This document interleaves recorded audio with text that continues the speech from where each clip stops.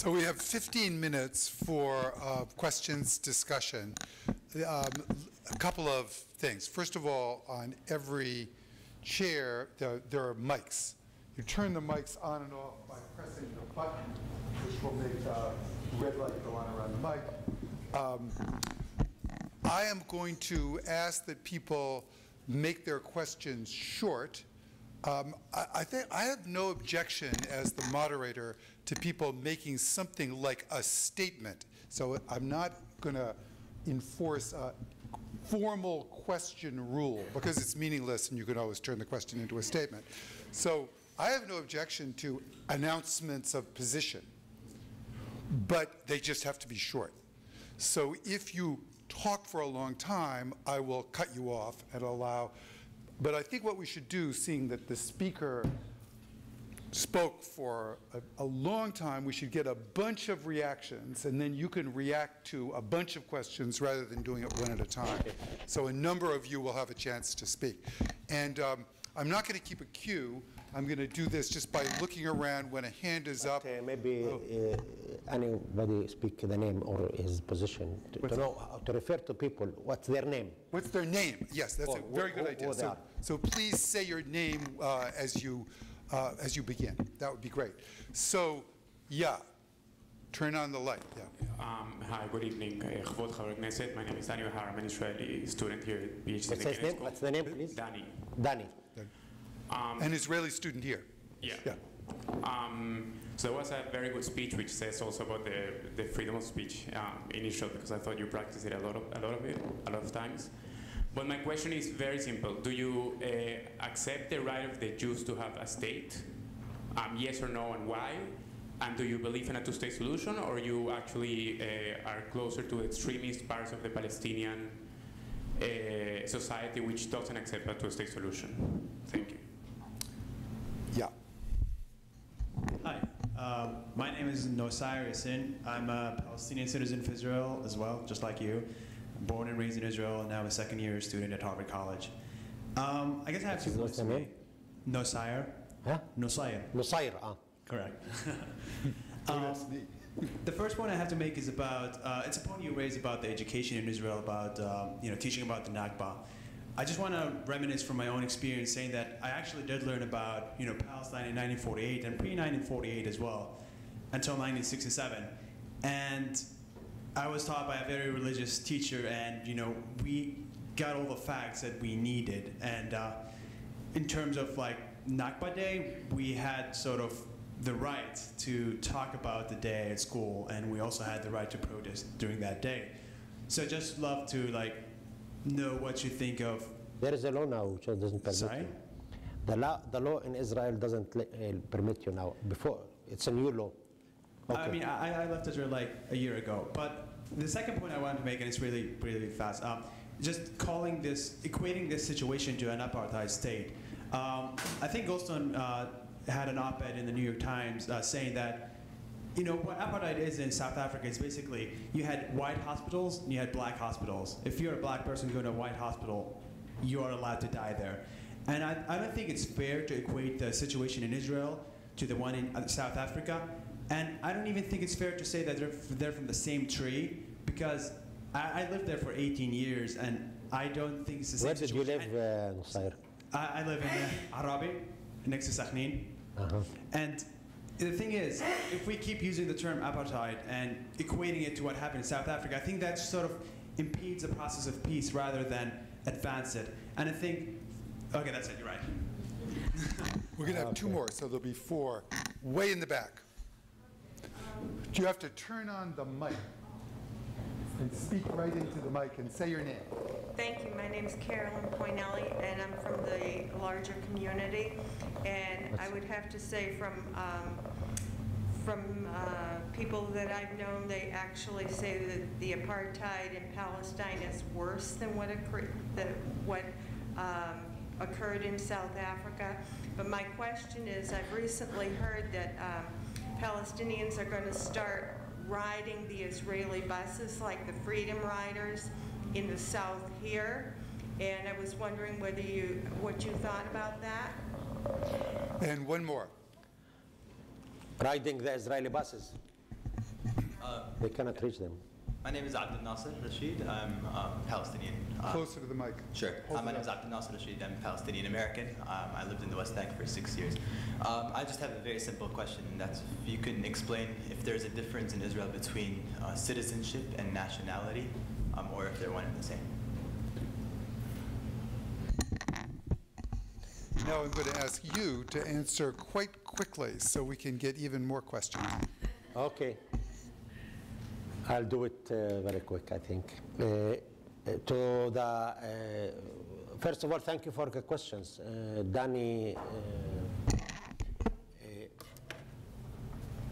thank you very much for your question, because I want to make a basic statement here. And my statement is important because I'm a politician. I'm not, I represent political party and not only individual.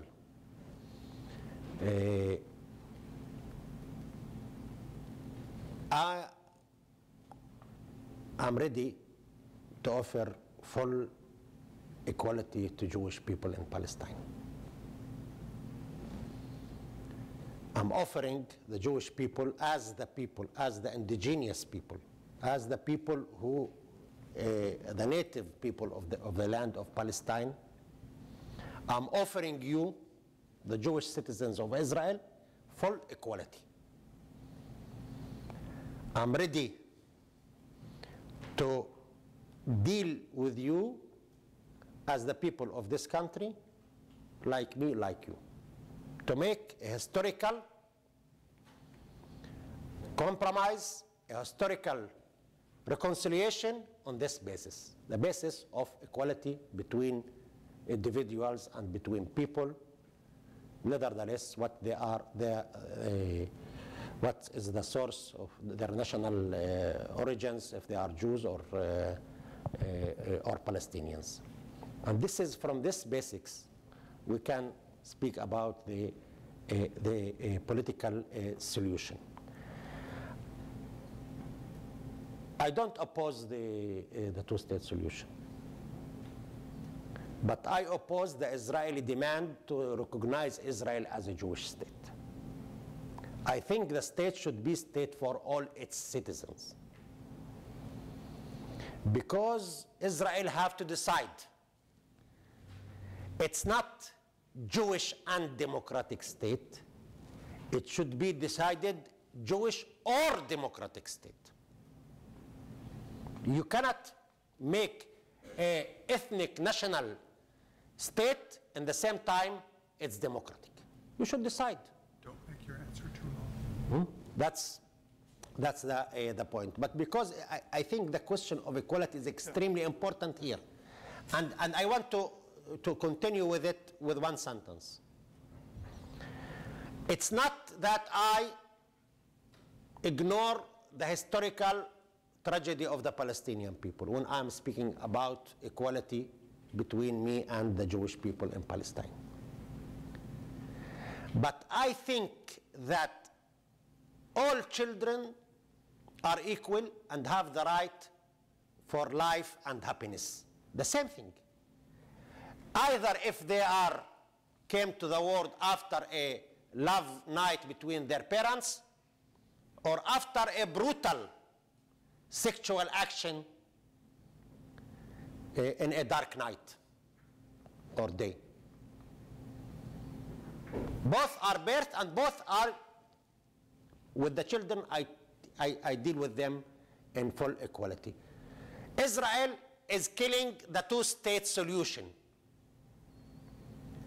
The Israeli government is killing this solution. You have to go to the Israeli government and ask them why you are killing. Keep shooting this solution.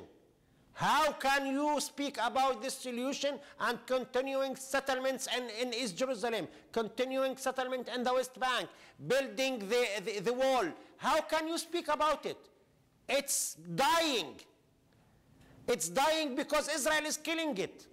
I'm not against it, but I want Israel to be a state for all citizens and Palestine to be a state for all citizens, and all states in the region to be states for all its citizens. I want Syria to be like this. I want Lebanon to be like this. I want Egypt, because I have a democratic vision. Now, the demand of Israel to recognize it as a Jewish state means that I agree